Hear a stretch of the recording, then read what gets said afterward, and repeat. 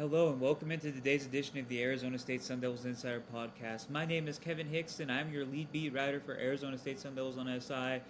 And I am so grateful to be joining you today on this beautiful Monday afternoon. Uh, Kenny Dillingham's Monday press conference that is to be held weekly before each game happened just a couple hours ago. And my mistake. I am feeling a little under the weather right now. I am feeling pretty warm right now, so might not get the best version of me on this episode today, but I am trying my absolute best, and I will break down some of the stuff that Coach said. I will give you the news you need, and yeah, please before you or after the video today, please follow me on X/Twitter at KX_21. Your support means the absolute world to me. And with game week upon us, I obviously will be posting story content on game day. I will be posting videos from the game, the post game press conferences, everything will be on there from me. So please give me a follow if you get the opportunity to do so. Now let's dive into today's episode talking about Dillingham's press conference. So some of the major takeaways.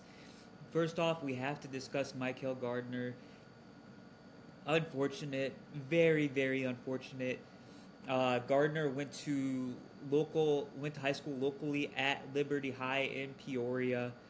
He was a three-star recruit in the 2023 class. He decided to play for Dan Lanning, but that coincided with Kenny Dillingham coming to Tempe from Oregon, and things didn't work out for him in those 2 years. He decided to come back to Tempe, and he was projected to be part of the two deep on the D line.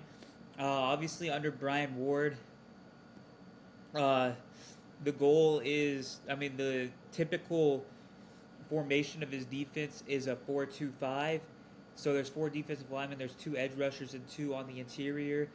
He was expected to be part of the second group of interior linemen alongside Zach Swanson, who transferred from Texas last season. Obviously behind Jacob Rich-Kangaika and CJ Fight. But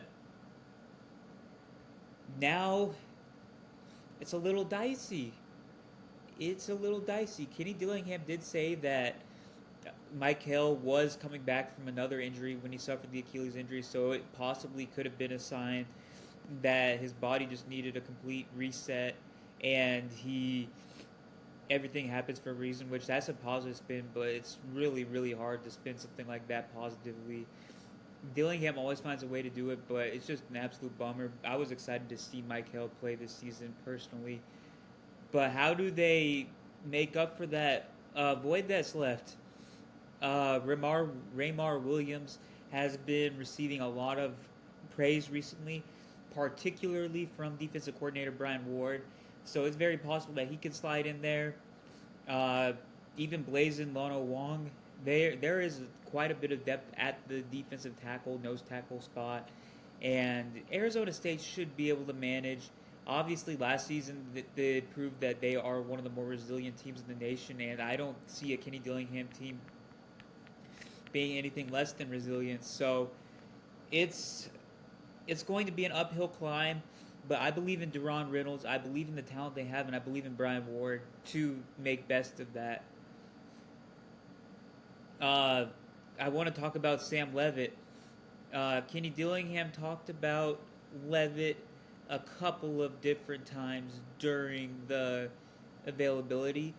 The thing that stuck out with me the most was when he was asked about Sam Levitt's selflessness because of his second season in a row of donating his NIL commission to his teammates. He said he understands that it's a privilege to be in the situation he's in. He doesn't care about the money as much as he does the ball. He's obsessed with football. And that's just, I can't hammer it down enough. That's just a testament to the maturity level that Sam Levitt has, even as a 20-year-old redshirt sophomore. He is wise beyond his years on and off the field. He loves the game. He's fully invested in his teammates. He has a loyalty that's already built into Tempe, to the Arizona State program. He wants to learn. He wants to grow under Coach Dillingham, under Coach Marcus Arroyo. He's built a bond with Jordan Tyson, who's probably also going to be a fellow first round pick.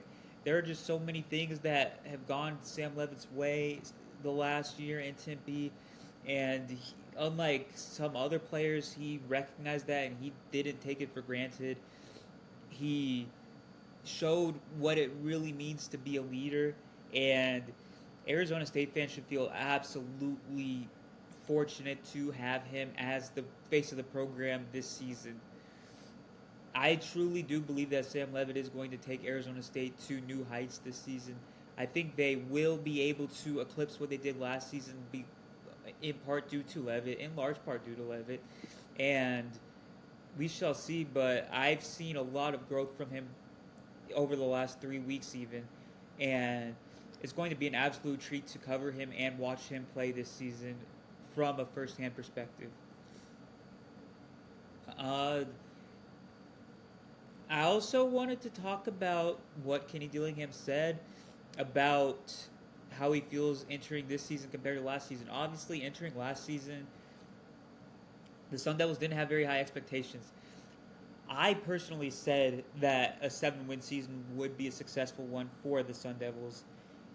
And I feel like that was ambitious from the POV of a lot of people. I think a lot of people said 4 wins would be a great season, 5 wins would be a great season. But they ended up getting 11 wins, and obviously an 11-win team that returns the production that they do typically goes into this next season with heightened expectations. And Dillingham really doesn't approach any differently. We all know his typical mindset, the way he looks at things, but he always puts things into perspective regardless. He said literally the exact same. You're constantly trying to be better, and if you're not, then golly, what's the goal? There's not a peak to this thing. I feel the exact same as when we were 3-9. That's phenomenally put. The Sun Devils obviously were at a low point as a program after the 2022 and even 2023 season. The 2022 season, because of the damage that Herm Edwards had done to the program, the looming sanctions from the NCAA, and even though Dillingham got hired at the end of the 2022 season, there was still a dark cloud hanging over the program. There truly was. And in 2023, there was some hope going into the season, even with the self-imposed bowl ban. But it's hard to make up for losing 4 quarterbacks, for cycling through offensive linemen, for relying on Cam Scadaboo to punt the ball, for everything that they went through that season. There was kind of a dark cloud even after that season, even though people were still hopeful about Dillingham. But he's always level-headed. He always knows how to put things into perspective. He always knows the right thing to say. And just to say that we have the same mentality now as we did 2 years ago is perfect. You're always striving to get better every single day. You're always showing up for your teammates every single day. You're always showing up for the coaches every single day. You're always showing up to make your university proud every single day. At the end of the day, that's what it all comes down to. In the words of old Arizona State head coach Herm Edwards, you play to win the game. And you play to win the game when you're 3-9. You play to win the game when you're an 11-3 team. And I am very much inclined to say that Kenny Dillingham's program is more on track to be of the 11-win variety once again this season compared to the 3-win variety. But we shall see. The games will ultimately be played on the field. And we are almost there. As of this recording dropping in the morning, we will be 4 days out from Arizona State kickoff. And I will be so grateful to be in the press box for that game. Thank you so much for everything, all your support, and it means the world to me, and I will see you tomorrow.